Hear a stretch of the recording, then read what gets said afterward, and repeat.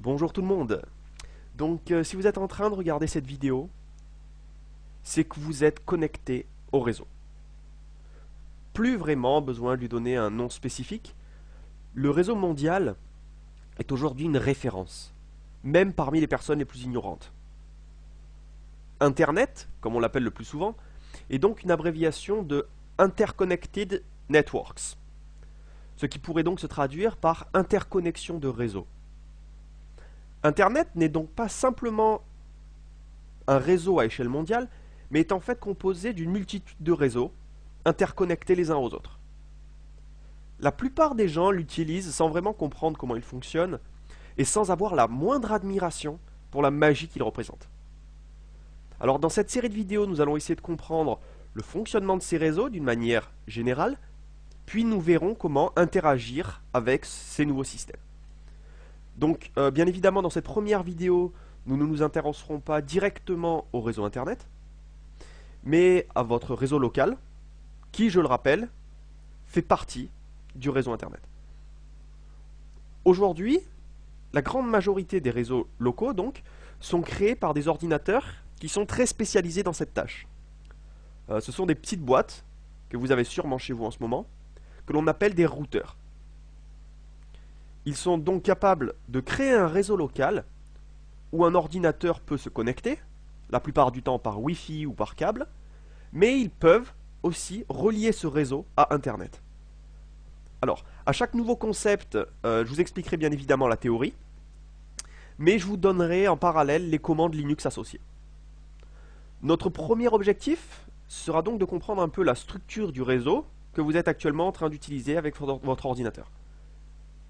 Il n'y a donc pas de prérequis pour cette vidéo, mais bien évidemment, je vous conseille d'avoir un terminal Linux sous la main pour tester un peu les commandes que je vais vous donner. Alors, voilà, même si ici j'utiliserai certaines commandes Linux, sachez que la plupart des concepts que je vais présenter sont exactement les mêmes, quel que soit votre matériel et quel que soit votre système d'exploitation.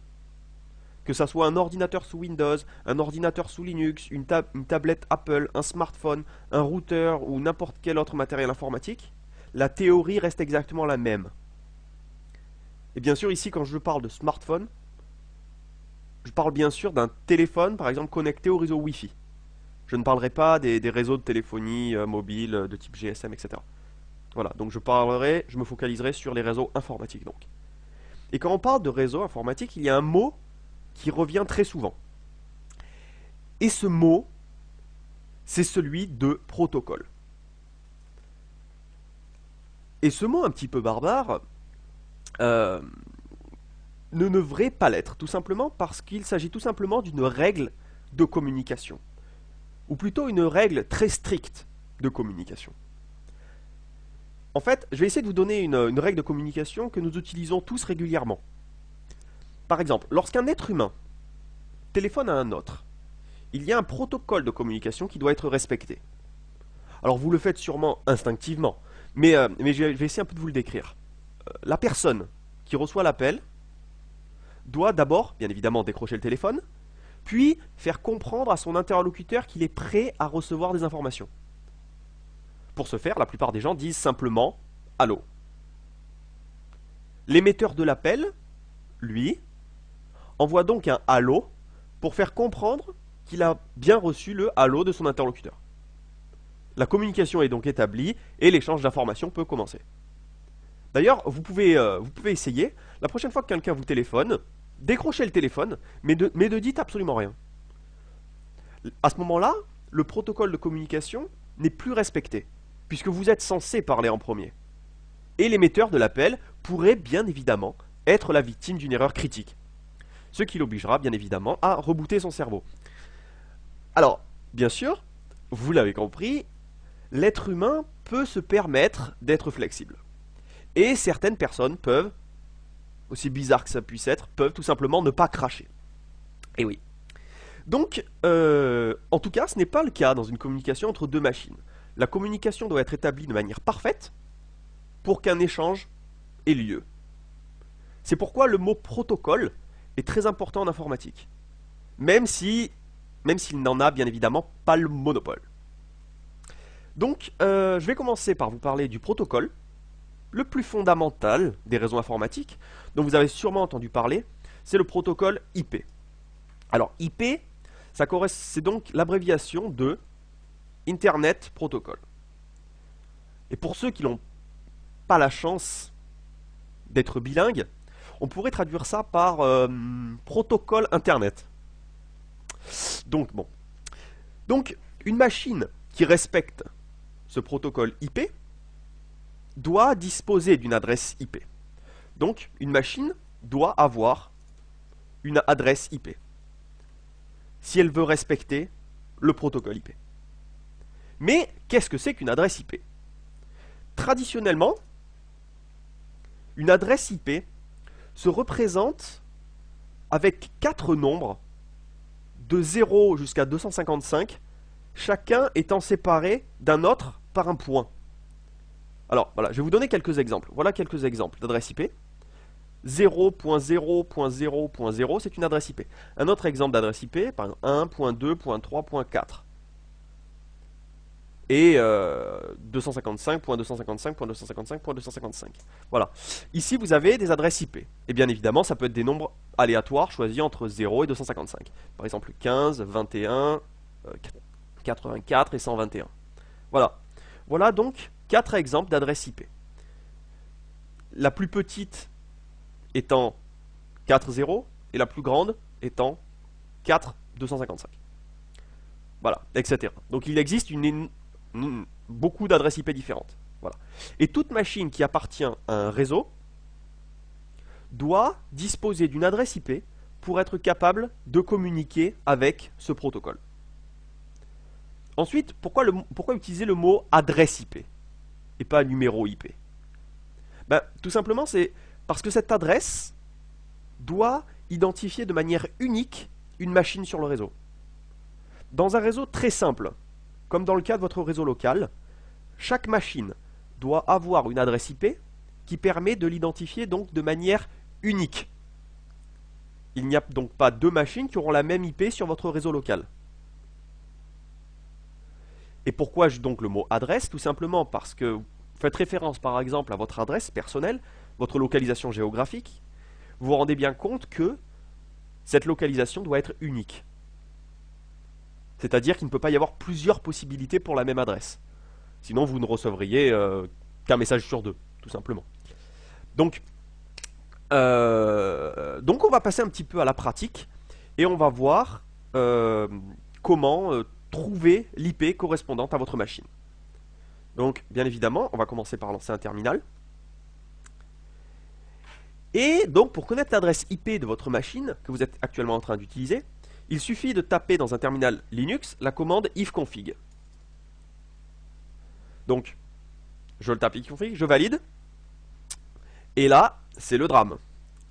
Et oui, parce que c'est toujours le cas, en gros, dans la pratique. C'est toujours plus complexe que la théorie.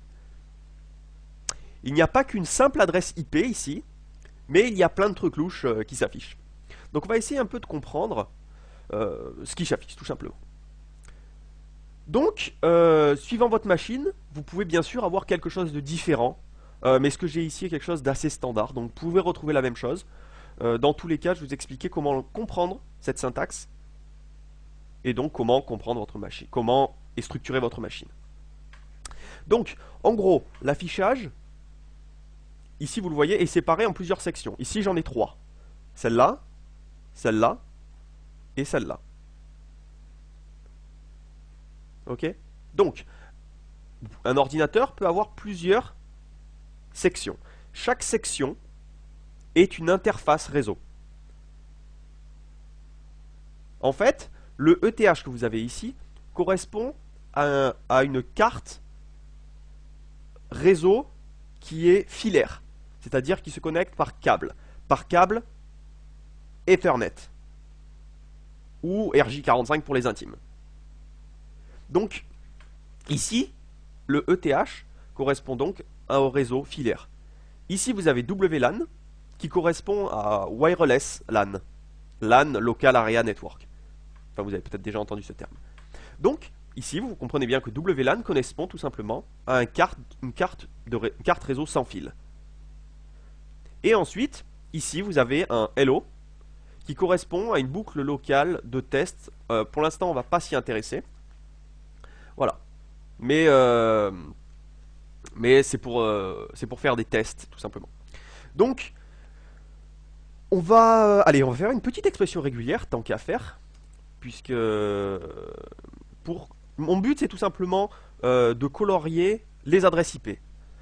Je vous ai donné donc une certaine syntaxe, et ici, je vais essayer de créer, justement, tout simplement, colorier. Donc, si vous ne comprenez pas, ce n'est pas très grave. Mon seul objectif ici, c'est de colorier. Donc je vais expliquer pour ceux qui sont intéressés par les expressions régulières. Donc mon objectif, c'est de colorier donc avec Y qui prend en charge les expressions régulières, donc de un chiffre de 0 à 9, répété entre 1 et 3 fois, qui est ensuite suivi par un point. Bien évidemment, il faut mettre un anti-slash derrière, sinon ça sera considéré comme un point. Ce que je veux, c'est un caractère. Vous voyez ce que je veux dire? Si je mets un point, ça serait un caractère quelconque.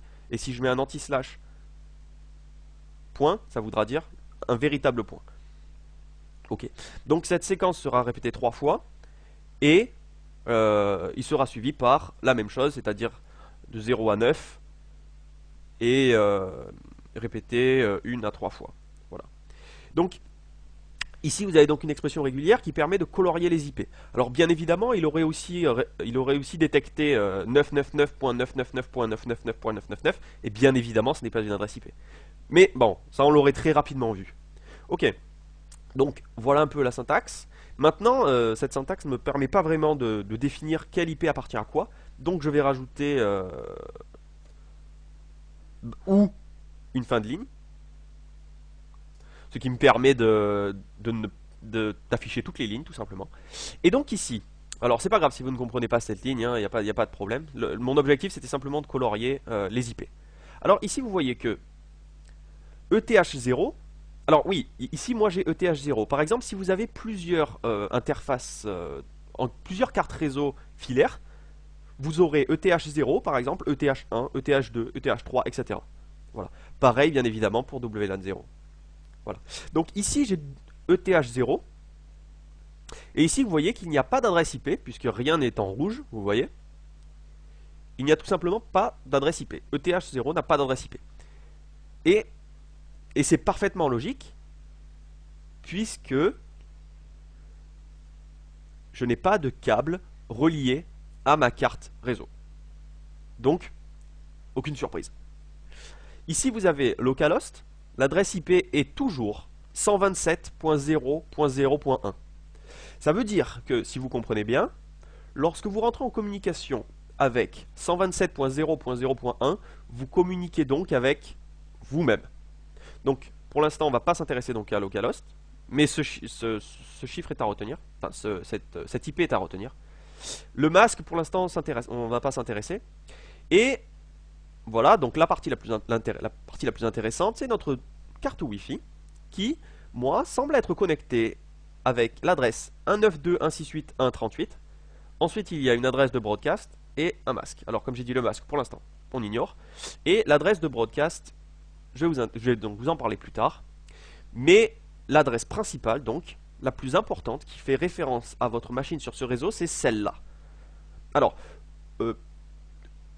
dans un réseau local, vous trouverez souvent ces 192.168 au début. Après ça, vous aurez souvent, par exemple, soit un 0, soit un 1, suivi ensuite d'un nombre quelconque. Bien évidemment, pas si quelconque que ça. Comme je vous l'ai dit, il faut d'abord que ce dernier nombre soit compris entre 0 et 255. Mais il y a quelques exceptions en fait. Il ne peut pas, par exemple, être égal à 0. 192.168.1.0, ça n'est pas possible. Car ça sera l'adresse de référence de votre réseau. 192.168.1.1 ne pourra pas être possible non plus, probablement pas, car ça sera sûrement l'adresse de votre routeur. Et, bien évidemment, 192.168.1.255 ne pourra pas être utilisé car il s'agit de l'adresse de broadcast, comme vous le voyez ici. Voilà, donc il y a quelques exceptions. En tout cas, Maintenant, vous savez détecter tout simplement en fonction de comment est relié votre ordinateur à votre routeur, vous savez détecter l'adresse IP qui correspond à votre machine. Donc, bien évidemment, je me répète, ceci est l'adresse qui identifie votre machine sur le réseau local et non pas sur Internet. Donc voilà, donc vous savez maintenant récupérer votre adresse en identifiant un peu vos différentes interfaces grâce à la commande ifconfig. Donc c'est tout pour cette vidéo et j'espère que ça vous a plu et je vous dis à tout de suite.